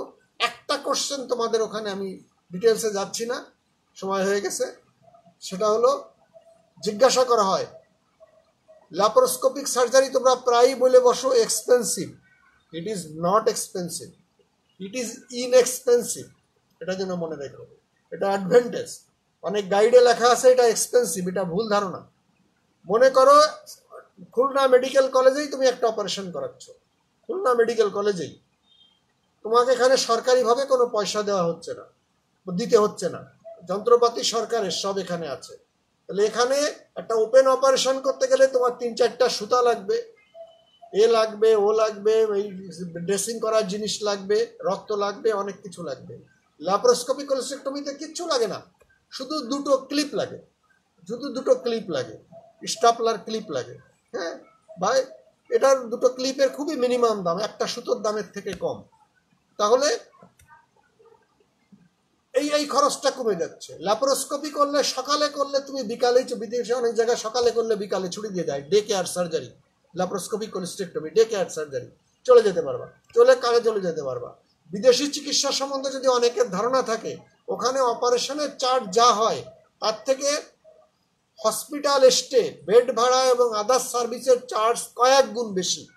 সুতরাং একটা ওপেন অপারেশন করে যদি 10 দিন তোমাকে হাসপাতালে থাকতে হয়, তুমি অপারেশন চার্জ যদি আমি মনে করি যে অপারেশন চার্জ দিতে হচ্ছে তোমাকে 10,000 টাকা, তাহলে হসপিটাল বিল দিতে হবে 1 লাখ টাকা 10 দিন হসপিটালে থাকলে, একটা স্ট্যান্ডার্ড হসপিটালে থাকলে, পোস্ট অপারেটিভ কেয়ারে থাকলে। সুতরাং সেক্ষেত্রে বোঝানোর জন্য আমি যেটা বললাম যে laparoscopic surgery cholecystectomy is not expensive, it is inexpensive. কারণ এখানে মিনিমাম হসপিটাল স্টে থাকে, তুমি আগে বাড়ি চলে যেতে পারবা, আগে যে তুমি আর্ন করতে পারবা, কাজে ফিরে যেতে পারবা। সুতরাং এটা তোমার পার্সোনালি তুমি লাভবান হবা, তোমার ফ্যামিলি লাভবান হবে, দেশ লাভবান হবে। সুতরাং laparoscopic surgery cholecystectomy is not expensive, এটা যে বইতে লেখা আছে লাল কালি দিয়ে কেটে দেবা, ইট ইজ ইনএক্সপেন্সিভ, অ্যাকচুয়ালি ইনএক্সপেন্সিভ। ঠিক আছে, আজকে এটুকুনি থাকুক, পরের দিন আমরা সুসার ম্যাটেরিয়াল নিয়ে কথা বলবো। আমি আজকে কিন্তু যে কথাগুলো বললাম এগুলো বইতে কোথাও পাবে না, এক জায়গায় করে, কিন্তু এগুলো কিন্তু পরীক্ষায় ফেস করতে হবে। তুমি বলবা যে এত কিছু পড়ে আসলাম, পরীক্ষায় তো আমার এগুলো ধরলো না। হ্যাঁ, পরীক্ষায় ওগুলো তোমাকে ধরা হবে না। হ্যাঁ, তোমাকে প্র্যাকটিক্যাল কিছু জিনিস জিজ্ঞাসা করা হবে, তোমাকে জিজ্ঞাসা করা হবে, তুমি অনেক কিছু পড়ে গেছো, তোমাকে জিজ্ঞাসা করা হবে প্রোলিন মেশের রং কেমন। এটা বইতে, যেসব বই তুমি পড়ো কোথাও লেখা নাই, এইটাই প্রশ্ন করা হবে। প্রোলিন মেশ যদি তুমি একবার চোখে দেখে থাকো তাহলে তোমার ভুল হবে না, প্রোলিন মেশ কিন্তু কালারলেস বা হোয়াইটিশ, প্রোলিন কিন্তু blue colour, but proline mesh white. সুতরাং এটা তোমাকে জিজ্ঞাসা করা হবে প্রোলিন মেশের রং কেমন পরীক্ষার সময়, সার্জন কোন দিকে দাঁড়ায়, অ্যাসিস্ট্যান্ট কোন দিকে দাঁড়ায়, হ্যাঁ, পেশেন্টকে কিভাবে পজিশন করা হয়, এগুলো একেবারে প্র্যাকটিক্যাল ইস্যু। এগুলো না পারলে জিজ্ঞাসা করা হবে যে ল্যাপারোস্কোপি, ওটি তুমি চিনো, ওটি কয়তলাতে অপারেশন থিয়েটার আছে তোমাদের, হ্যাঁ, সেটা পারো কিনা, কোন অপারেশন থিয়েটারে ল্যাপারোস্কোপি সার্জারি করা হয়, ল্যাপারোস্কোপি সার্জারি সব অপারেটিভ থিয়েটারে করা হয় না, এটা তোমাকে জাস্টিফাই করার জন্য। তারপরে এটা না পারলে জিজ্ঞাসা করবে তোমার সার্জারি ওয়ার্ড কয়তলাতে আছে, সেটা না পারলে সার্জারির কোনো টিচারের নাম জানো, হ্যাঁ, বা তুমি কোনো সার্জারি টিচারে ক্লাস করছো, তোমাকে কিন্তু উত্তর দিতে হবে। তুমি আমি সামনে বসে আছি বলে তুমি এক্সামিনারের সামনে বললে, আমার নাম বললে তোমার লজ্জা লাগবে বা দোষ হবে, এটা বললে হবে না। তোমাকে পরিষ্কার করে বলতে হবে তুমি কার ক্লাস করছো, সার্জিক্যাল, তোমার সার্জারি কোন কোন টিচারের ক্লাস করছো, তোমার নাম বলতে হবে। কোন যদি জিজ্ঞাসা করে এই টিচার, বা আমি আমি সামনে বসে আছি, আমার কথা ওই টিচার কি পড়াইছে তোমাদের, তোমাকে কিন্তু বলতে হবে। তুমি যদি কোনোটা না বলো, ধরে নেওয়া হবে তুমি উত্তর জানো না, তুমি ক্লাস করো নাই, তুমি সার্জারির টিচারের নাম জানো না, সার্জারি ওয়ার্ড চিনো না। এগুলো কিন্তু সবই উত্তর, প্রশ্ন করলে তার উত্তর দিতে হবে। তুমি যদি মনে করো না এটা কি রকম প্রশ্ন করছে আমি বললে পারে যদি লজ্জা হয়, হ্যাঁ, এটা তো প্রশ্ন করলে যদি আবার কি হয়, প্রশ্নের উত্তর দিতে হবে। পরীক্ষার সময় ওই ওই টিচারের নাম কি বা ওই সার্জারির টিচারের নাম বলো, এটাও যে মার্ক, তোমার ল্যাপারোস্কোপিক সার্জারির বেনিফিটে একই মার্ক, কিন্তু এটা মনে রাখতে হবে তোমাকে। পরীক্ষায় এটা পরীক্ষা, কিন্তু সে সময় তোমাকে ইতস্তত করলে হবে না, প্রশ্ন করলে উত্তর দিতে হবে। এবং এরকম সিচুয়েশন কখনো কখনো তৈরি হয় এবং বেরোয় আসা যায়। তুমি যদি এই প্রশ্নগুলোর উত্তর করো, আমরা আবার তোমাকে নতুন কোশ্চেনে ফিরে যেতে পারি। কিন্তু তুমি যদি বলো যে না, সার্জারি ওয়ার্ড কোথায় জানো না, ওটি কোথায় জানো না, কোন টিচার তোমার সার্জারির টিচারের নাম জানো না, অথবা সার্জারির টিচার কি ক্লাস করছো তার নাম সামনে বসে আছে বলে নাম বলতে পারছো না, তাহলে কিন্তু ডুবে গেলে, মনে করলে যে তোমার আর বেরোনোর কোনো পথ নেই। ইট is A art of examination. কিন্তু এটা থেকে তুমি সব বললে, তখন আমরা নতুন একটা, আচ্ছা ঠিক আছে, ওই স্যার এই তোমাকে কি টপিক পড়াইছিল তুমি বললে, ওর থেকে একটা কোশ্চেনের উত্তর দাও, তখন তুমি পাশ করে বেরিয়ে আসতে পারবো, অস্বাভাবিক না। কিন্তু এভাবে যদি তুমি নামতে নামতে থাকো আর চুপ করে থাকো, তখন তোমার আর কোনো পথ থাকবে না, কেউ তোমাকে পাশে বেরোতে পারবে না, কোনো সুপারিশ কেউ কিছু করে এইরকম সিচুয়েশনে রেগুলার ব্যাসে কেউ পাশ করে বেরোতে পারবে না কখনো। এটা শুধু তোমার ডিসক্রেডিট না, তোমার সমস্ত পুরো মেডিকেল কলেজের ডিসক্রেডিট, এটা মনে রাখতে হবে। এইরকম সিচুয়েশন যদি তৈরি হয়, টিচারদের কথা বাদই দিলাম, পুরো মেডিকেল কলেজের বদনাম, এখানে কিন্তু বেরোয় আসা যাবে না। এটা যেন প্রশ্ন করলে উত্তর দিতে হবে, সিনসিয়ারলি উত্তর দিতে হবে। প্রশ্ন যদি আমি করতে পারি, তোমার উত্তর দিতে অসুবিধা কোথায়?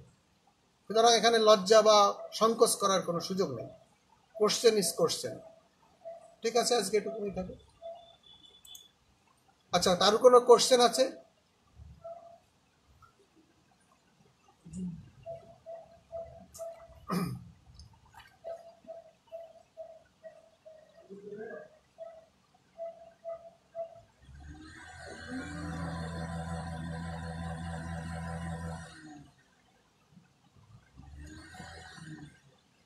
থাইরয়েড সার্জারিতে কেন হেড এন্ড রেইজ করে বলে দিলাম তো। থাইরয়েড সার্জারিতে হেড এন্ড রেইজ করা হয় হচ্ছে 15 degree. 15 degree head end raise করা হয় to reduce venous congestion. Venous congestion কম হবে। ভেনাস কনজেশন যদি কম হয়, থাইরয়েড অপারেশনের সময় থাইরয়েড সার্জারি করার একটা স্পেশাল ডিসঅ্যাডভান্টেজ হলো এখানে ব্লিডিং হওয়ার ঝুঁকি বেশি। হাইলি ভাস্কুলার অর্গান আর ভেসেলের প্রেশার বেশি, হার্টের খুব কাছাকাছি, ভেসেলের প্রেশার বেশি এবং হাইলি ভাস্কুলার অর্গান, সুতরাং এখানে ব্লিডিং হওয়ার ঝুঁকি বেশি থাকে। হেড এন্ডটাকে যদি 15 ডিগ্রি রেইজ করি আমি, তাহলে মিনিমাম ব্লিডিং হওয়ার, ক্যাপিলারি ব্লিডিং কম হবে, ভেনাস ব্লিডিং বা ক্যাপিলারি ব্লিডিং কম হবে। এর জন্যই হেড এন্ডটাকে রেইজ করা হয়। মিড ইনগুইনাল পয়েন্টের, মিড পয়েন্ট অফ ইনগুইনাল লিগামেন্টের না, এটা তো আমি অনেকবার বলেছি। মিড ইনগুইনাল পয়েন্ট আর mid point of the inguinal ligament দুটো আলাদা জিনিস। Mid point of the inguinal ligament হচ্ছে ইনগুইনাল লিগামেন্টের শুরু আর শেষ, তার মানে anterior superior iliac spine and pubic tubercle, এই দুটোর জাংশনে হচ্ছে mid point of the inguinal ligament. আর মিড ইনগুইনাল পয়েন্ট হচ্ছে, এটা ছবি এঁকে আমি দেখাতে পারলে আরো পরিষ্কার হতো। মিড ইনগুইনাল পয়েন্ট হচ্ছে অ্যান্টেরিয়র সুপিরিয়র ইলিয়াক স্পাইন আর pubic symphysis. Anterior superior iliac spine and pubic সিম্ফাইসিসের মাস পয়েন্ট, পিউবিক সিম্ফাইসিসের পিউবিক সিম্ফাইসিসে একটা পয়েন্ট দাও, অ্যান্টেরিয়র সুপিরিয়র ইলিয়াক স্পাইনে একটা পয়েন্ট দাও, এটাকে স্ট্রেট লাইনে টানো, এটা স্ট্রেট লাইন টানো। এর মাস পয়েন্টটা হবে হলো mid point of the inguinal ligament থেকে 1/2 ইঞ্চি অ্যাবাভ অ্যান্ড মিডিয়ালি। তাহলে mid point of the inguinal ligament থেকে 1/2 ইঞ্চি অ্যাবাভ অ্যান্ড মিডিয়ালি যদি একটা পয়েন্ট দাও, এই পয়েন্টটা হবে centre of the mid inguinal point. তাহলে mid point of the anterior superior iliac spine and pubic symphysis, দুটো কিন্তু আলাদা। এটা আমি তো বিভিন্ন সময় আমি পড়িয়েছি, বলেছি। যদি কখনো সুযোগ হয় এটা ছবি এঁকে বা হাতে কলমে দেখাই দিলে বুঝতে পারবা। ক্লিনিক্যাল মেথডে সব বইতে এটা পরিষ্কার করে লেখা আছে। মিড ইনগুইনাল পয়েন্ট আর mid point of the inguinal ligament দুটো এক না। ইনগুইনাল লিগামেন্ট তো থাকে convex towards the downward, convex downward, কিন্তু এটা স্ট্রেট লাইন হবে। আচ্ছা, দুটো এক জিনিস নয়। আচ্ছা, আর কোনো কোশ্চেন?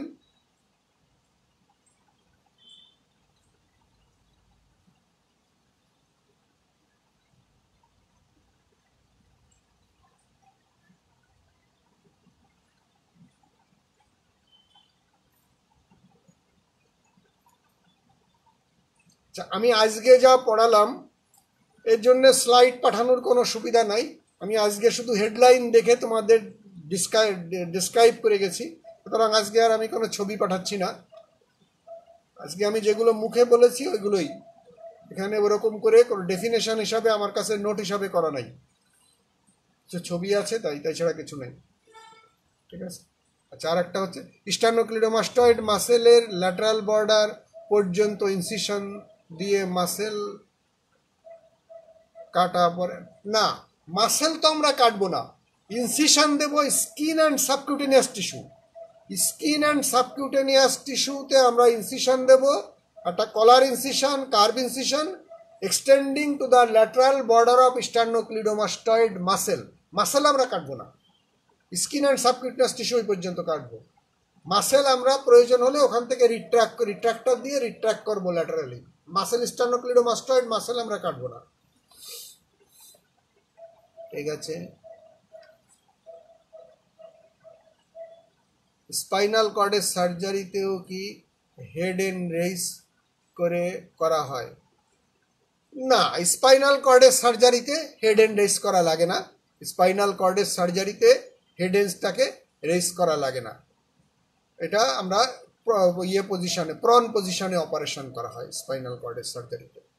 ব্রেনের ক্ষেত্রে, ইন্ট্রাক্রেনিয়াল সার্জারির ক্ষেত্রে হেড এন্ডটাকে রেইজ করা হয়, স্পাইনাল কর্ডে করা হয় না।